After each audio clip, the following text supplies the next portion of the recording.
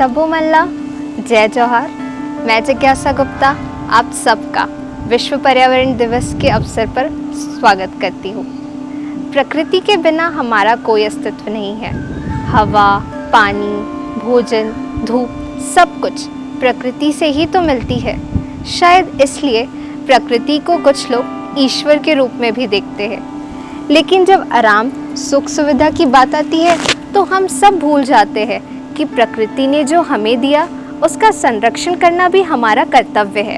हम विलासितपूर्ण जिंदगी जीने की चाह में इस हद तक मग्न हो जाते हैं कि प्रकृति का दोहन कर देते हैं, जिसका आने वाले वक्त में मानव अस्तित्व के साथ ही बाकी जीवन पर भी गहरा प्रभाव पड़ सकता है। मनुष्य अपनी सुविधाओं और विकास की दौड़ में यह भूलता जा रहा है कि जिस हिसाब से वो पर्यावरण को नुकसान पहुंचाता जा रहा है, उसका आने वाली नस्लों पर कितना बुरा असर पड़ेगा। पर प्रदूषण का असर ही है कि आज तमाम तरह की बीमारियां और दुश्वारियां हो रही है। जिस धरती से हमें जीवन मिल रहा है, बाकी सुख सुविधाएं मिल रही है, उसे हम हरा भरा रखने की जिम्मेदारी भी हमारी ही है। लोगों को पर्यावरण के प्रति जागरूकता फैलाने के मकसद से ही हर साल 5 जून को विश्व पर्यावरण दिवस मनाया जाता है। आज हमारे इस चैनल के माध्यम से हम बात करेंगे विश्व पर्यावरण दिवस की, जानेंगे इसका इतिहास, छत्तीसगढ़ की जैव विविधता अथवा बायोडाइवर्सिटी से जुड़े कुछ अनोखे पहलुओं के बारे में। तो आइए चलते हैं। पर्यावरण और जीवन का अटूट संबंध है। इसी से मनुष्य को जीने की मूलभूत सुविधा उत्पन्न होती है। ऐसे में इसके संरक्षण, संवर्धन और विकास की दिशा में ध्यान देना हम सबका कर्तव्य है। इसी बात के प्रति लोगों को जागरूक करने के उद्देश्य से 5 जून को हर साल विश्व पर्यावरण दिवस मनाया जाता है। सर, आपका बहुत बहुत स्वागत है। आज हमारे बीच मौजूद है प्रोफेसर ML नायक जी, जो कि Chhattisgarh council of science and technology में डायरेक्टर जनरल रह चुके हैं। साथ ही वे स्कूल ऑफ लाइफ साइंसेस में हेड ऑफ डिपार्टमेंट में लीड कर चुके हैं और पंडित रविशंकर यूनिवर्सिटी में प्रोफेसर है। He has more than 41 years of experience in teaching. Sir, आपका बहुत बहुत स्वागत है। थैंक यू जी सर, क्योंकि इस बार का हमारा थीम है सेलिब्रेटिंग बायोडाइवर्सिटी, तो मैं आपसे इसी से जुड़ा एक प्रश्न पूछना चाहूंगी। हम आज के समय में इसकी बात क्यों कर रहे हैं, बायोडाइवर्सिटी की बात क्यों कर रहे हैं, या क्या महत्व रखता है यह शब्द? देखिए, बायोडाइवर्सिटी हालांकि ये टर्म नया है जी, लेकिन ये तो हमेशा से हमारे साथ रही है। बायोडाइवर्सिटी जो उसके जो कंपोनेंट्स हैं वो हमारे साथ हमेशा रहे। बायोडाइवर्सिटी का महत्व इसलिए है कि हम बेसिकली पहला तो ये नहीं जानते कि हमारे पास बायोडाइवर्सिटी क्या है, लेकिन उससे भी इम्पोर्टेंट है कि हमारे बायोडाइवर्सिटी की वैल्यू क्या है। वैल्यू, हम बहुत सारे वैल्यूज जानते हैं ऑर्गेनिजम्स के, लेकिन सबसे इम्पोर्टेंट है वो ऑर्गेनिजम्स हम जिनका वैल्यू अभी नहीं जान रहे हैं। एक एग्जाम्पल दूंगा, वैसे hundreds and thousands of examples हैं। एक एग्जाम्पल मैं दूंगा कि फ्रॉग को हम ले लें, मेंढक को। मेंढक गंदे पानी में रहता है जहाँ सभी प्रकार की बीमारियों के विषाणु और जीवाणु, बैक्टीरिया और वायरसेस होते हैं। लेकिन अब सोचो, आज के समय में जब हमारे नए नए जो डिजीजेज आ रहे हैं उनके लिए हमारे पास मेडिसिन नहीं है, तो हम किस तरफ जाएंगे? ऐसे ऑर्गेनिजम्स की तरफ जाएंगे जो इन बीमारियों के लिए रेजिस्टेंट हैं। तो एक एग्जाम्पल है कि मेंढक, जिसको हम बेकार सजीव समझते हैं, वो भी हमारे लिए बहुत सारे डिजीजेस का वो जो है मेडिसिन का स्रोत हो सकते हैं। तो इसलिए अब क्या है कि हमको जो प्लांट्स नहीं मालूम है, जिनका वैल्यू अभी नहीं मालूम है, हो सकता है कल को वो हमारे मानव जाति को बचाने वाले प्रूफ हों। तो इसका मतलब ये है कि हर ऑर्गेनिजम्स को हमको कंजर्व करके रखना है, बचा करके रखना है। और यही है बायोडायवर्सिटी, कि बायोडायवर्सिटी के हर एक अंग को, हर एक कंपोनेंट को हमको बचा के रखना है, क्योंकि हम नहीं जान रहे हैं कल हमारे लिए कौन सा महत्वपूर्ण और किस रूप में महत्वपूर्ण हो जाएगा। जी, बिल्कुल, बिल्कुल सही कहा सर आपने। मेरा अगला प्रश्न है, क्योंकि आप कई वर्षों से औषधि पौधों की खोज यात्रा का नेतृत्व कर रहे हैं, आपको लगता है कि छत्तीसगढ़ में कौन से क्षेत्र जैव विविधता यानी कि बायोडायवर्सिटी से सबसे अधिक समृद्ध है? अपने ट्रैक के एक्सपीरियंस के बारे में ज़रूर बताएं। छत्तीसगढ़ एक्चुअली जो है ये बड़ा फॉर्चुनेट स्टेट है। ये एक तो सेंट्रली लोकेटेड है हमारे कंट्री में। सेंट्रली लोकेटेड होने के कारण क्या है, पूरे कंट्री के बायोडायवर्सिटी का ऑलमोस्ट सबका रिप्रेजेंटेशन यहाँ हो जाता है। कुछ न कुछ सभी स्टेट के जो मिलने वाले बायोडायवर्सिटी हैं वो यहाँ मिल जाते हैं। लेकिन फिर भी क्या है कि कुछ प्लेसेस ऐसे हैं जो बायोडायवर्सिटी में बहुत ज्यादा रिच है। इनमें से वैसे तो क्या है, मजेदार बात यह है, अगर आप आंख खुला करके किसी भी जगह पर चलें तो आपको एक से एक ऑर्गेनिजम्स मिल जाएंगे, हर जगह मिल जाएंगे। लेकिन फिर भी हम अगर अमरकंटक को देखें, बस्तर का एरिया देखें, कोरबा, धमतरी, ये सब ऐसे एरिया हैं जो अनएक्सप्लोर्ड हैं, जिनका हमने बायोडायवर्सिटी का अभी कुछ किया ही नहीं है। तो इन एरियाज में हमको बहुत सारी चीजें देखने को मिल सकती हैं। जैसे जगदलपुर में ही घूमते हुए मेरे को एक ऐसा इंडेंजर्ड पौधा मिल गया जो केवल कुछ ही पौधे हैं उसके और केवल बस्तर में ही मिलता है। तो ऐसे एक मिला है, ऐसे हमको बहुत सारे पौधे या प्राणी। कोरबा में एक प्लांट होता है साइलोटम, जो कि बड़ा रेयर प्लांट है। तो ऐसे हमको जो है कई जगह ऐसे मिल सकते हैं। और मेन जो मैंने कहा कि हमको आंख खुला रख के चलना है, हर जगह हमको बड़े इंटरेस्टिंग बायोडायवर्सिटी की चीजें मिल जाए। जी जी सर, मेरा अगला प्रश्न वाटर बॉडीज से रिलेटेड होगा। शिवनाथ नदी के कुछ हिस्सों को इंडस्ट्रियल पर्पस के लिए दे दिया गया है, तो आपको क्या लगता है कि इससे वहाँ की बायोडायवर्सिटी, जो जीव जंतु है जैसे कि फिश का जो एक वो है, वो खराब हो सकता है, उस पर कुछ असर आ सकता है? वाटर बॉडीज पर तो हम बात ही न करें। हम लोगों ने वाटर बॉडीज को जितना अब्यूज किया है उसकी कोई लिमिट नहीं है। हम एक जगह को क्या देखें, छत्तीसगढ़ को स्टेट ऑफ पॉन्ड्स कहते हैं, लेकिन इन पॉन्ड्स में हमने अपने जो ओरिजिनल बायोडायवर्सिटी फिश की थी वो सब हमने खत्म कर डाली, सब खत्म कर डाली। अब जो कुछ भी है सब अल्टर्ड या बदली हुई बायोडायवर्सिटी। ये बात बहुत सही है कि किसी भी वाटर बॉडी को उसके नेचुरल फ्लो से अगर हम कुछ भी उसको दूसरे ढंग से उपयोग करने लगे तो बायोडायवर्सिटी तो अफेक्ट होगी। बायोडायवर्सिटी लेकिन किसी इंडस्ट्री को दे देने से, पानी दे देने से मेरे ख्याल से उतना अधिक उसका प्रभाव नहीं पड़ेगा जितना कि हम पॉल्यूशन से इन वाटर बॉडीज को हार्म कर रहे हैं। जी जी एक जगह मैंने, एक दो जगह देखा मैंने, एक जगह एक इंडस्ट्रियल एफ्लुएंट एक डिस्टिलरी था, उसका इंडस्ट्रियल एफ्लुएंट जो है वो खारून नदी में मिक्स हो रहा था। एक दिन मैं गया तो वहां बहुत सारी मांस जो है डेथ हो गई थी फिश की। रायपुर के तालाबों में मैंने कई बार देखा कि कभी कभी क्या होता है, पूरा तालाब मरी हुई मछलियों से पट जाता है। ये सब पोल्यूशन के कारण। तो हम एक जगह का इस प्रकार से आइसोलेटेड एग्जांपल से हम कहें कि उसको बायोडायवर्सिटी पर असर पड़ेगा, पड़ेगा, जरूर पड़ेगा। लेकिन कुल मिलाकर के हम छत्तीसगढ़ में बहुत बुरी स्थिति में पहुंच गए हैं। इसका अभी तक हमने प्रॉपर इवैल्यूएशन किया ही नहीं है। आइसोलेटेड एग्जाम्पल से कोई बहुत ज्यादा उससे हमको कुछ हासिल नहीं होने वाला।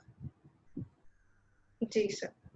सर सुना है कि कोरबा में जो एलिफेंट कॉरिडोर है वो ओपन कर दिया गया है माइंस के लिए, तो आपको क्या लगता है कि वहाँ की बायोडायवर्सिटी में कितना बड़ा इसका इम्पैक्ट पड़ सकता है, कितना बड़ा इफेक्ट हो सकता है?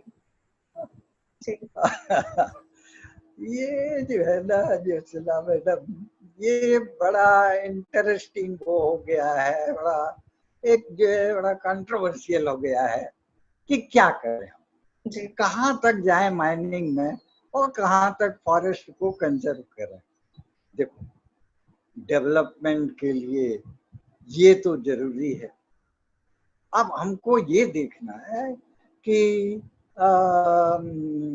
कॉस्ट बेनिफिट एनालिसिस करके देखना बिल्कुल।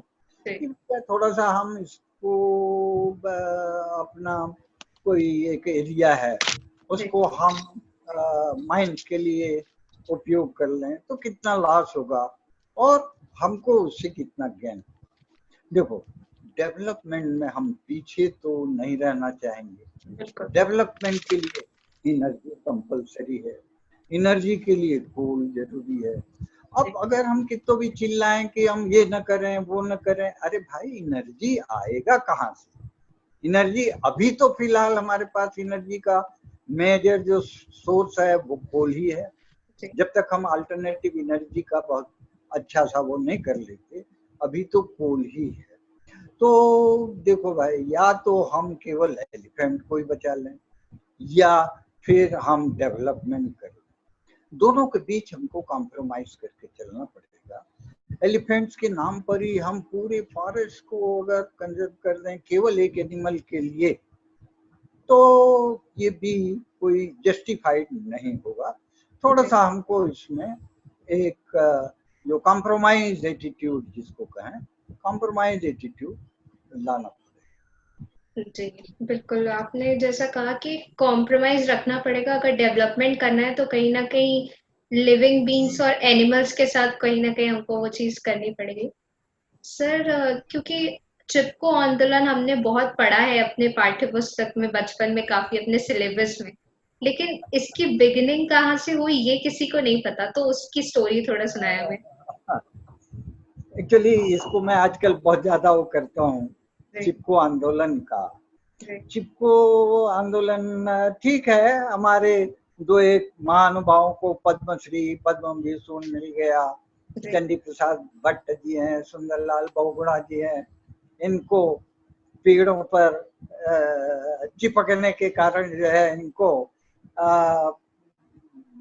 पद्मश्री पद्म भूषण मिल गया, केवल पेड़ों पर चिपकने का।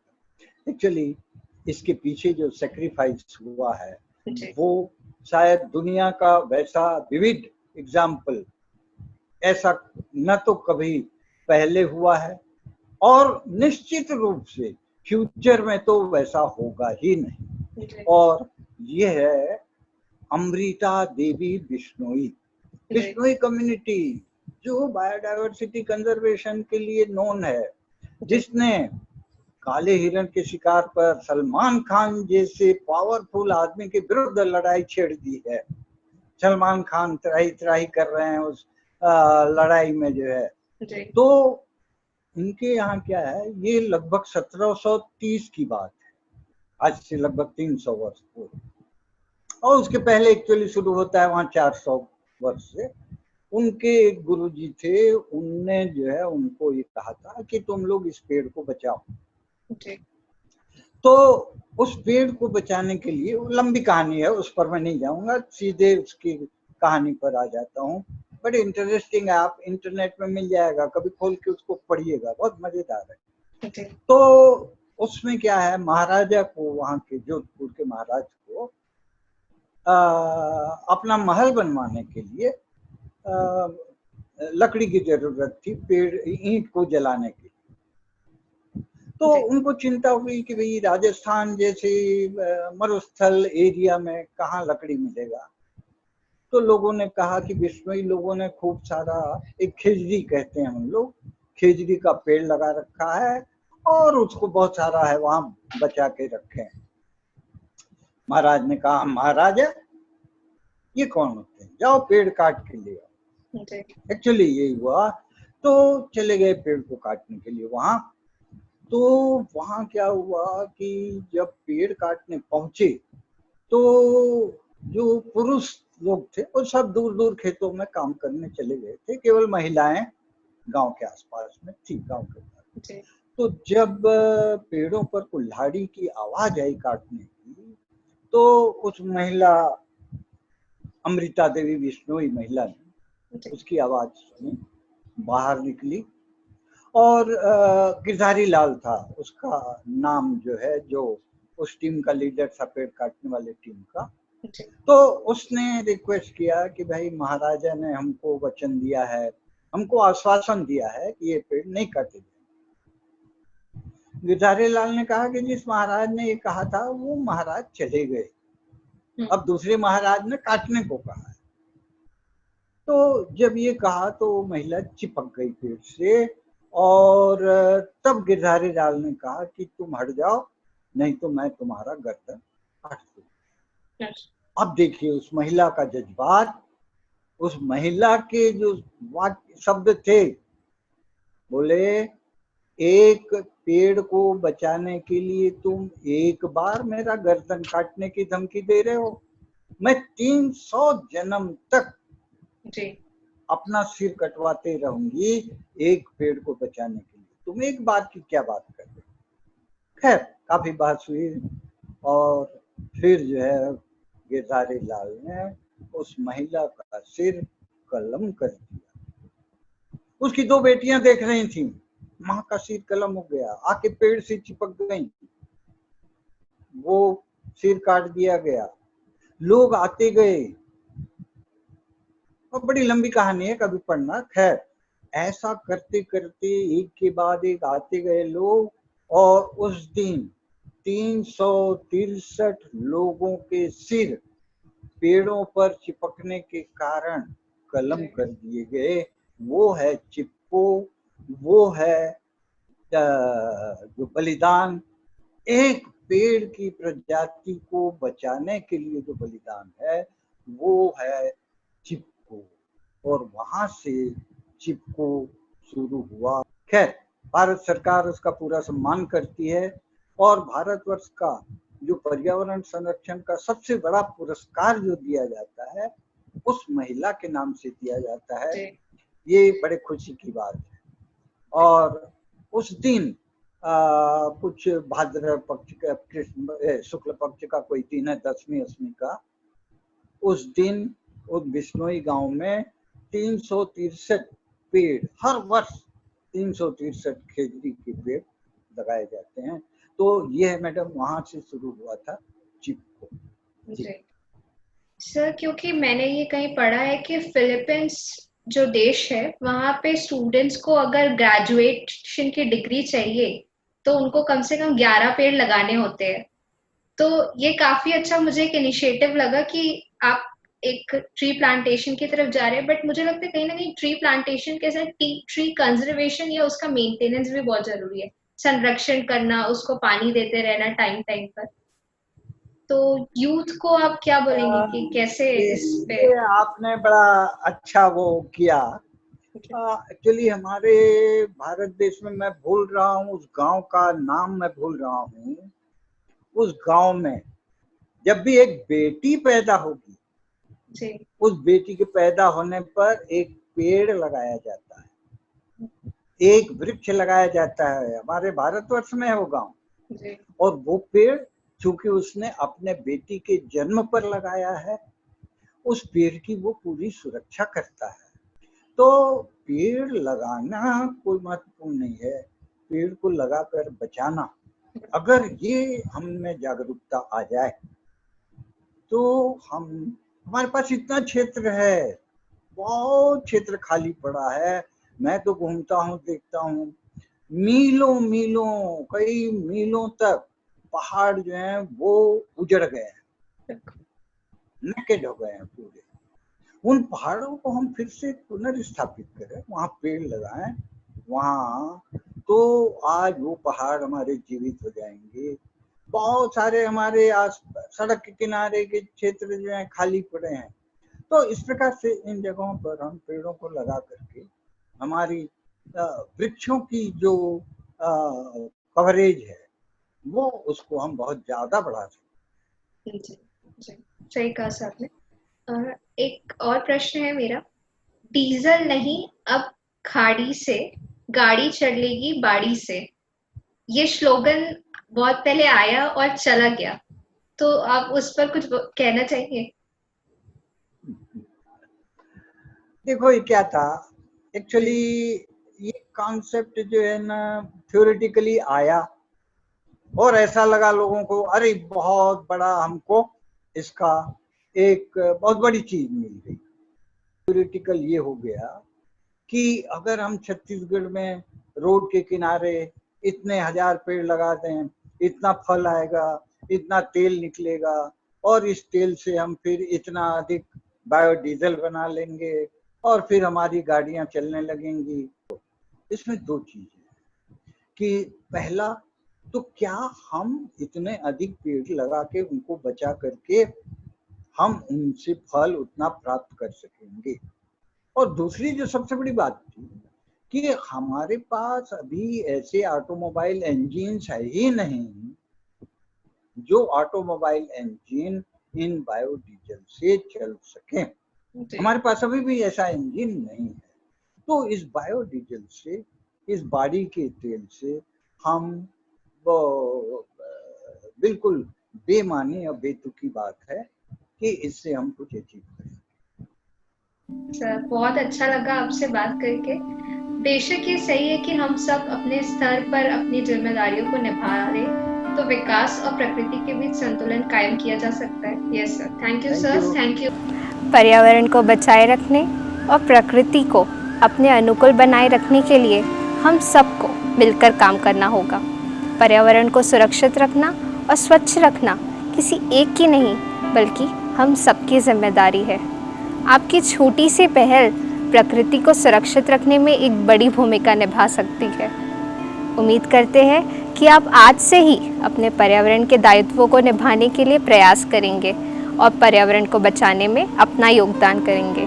आइए हम संकल्प लेते हैं कि इस धरती को हरा भरा रखने में हम अपना भरपूर योगदान देंगे और आने वाली पीढ़ियों के लिए एक बेहतर पर्यावरण संजोते रहेंगे। जय जोहार, जय छत्तीसगढ़।